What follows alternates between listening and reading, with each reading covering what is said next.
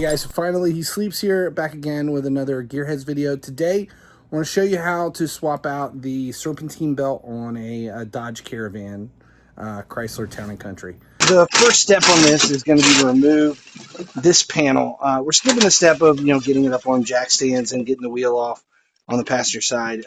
Assume that much, you're able to get that far. Once you get this trim panel off, we gain access to the pulley for the Serpentine Belt.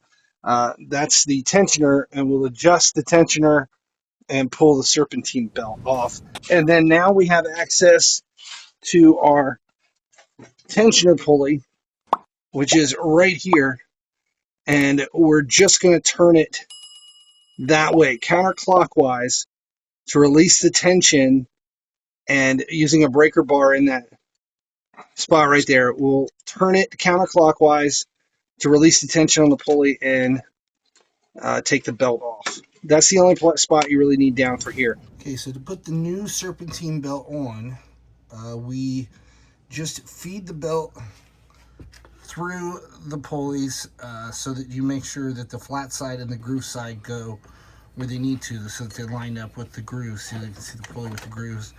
The tensioner is flat, so it gets the flat side.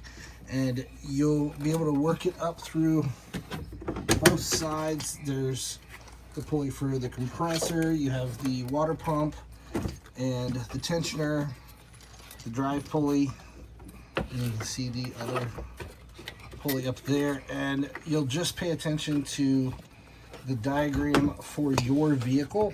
A lot of times it is under the hood, or it'll be in your manual. It's usually somewhere that you can find.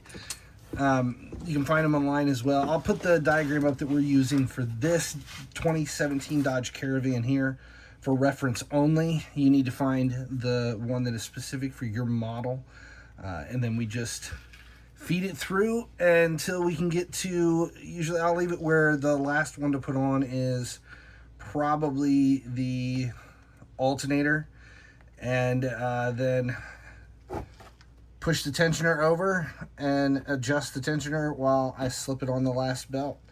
It's really just a matter of manhandling the belt back on until that last one and following the diagram. Next step, we're going to turn the engine on and make sure that there's no squealing and that the belt runs the way it's supposed to.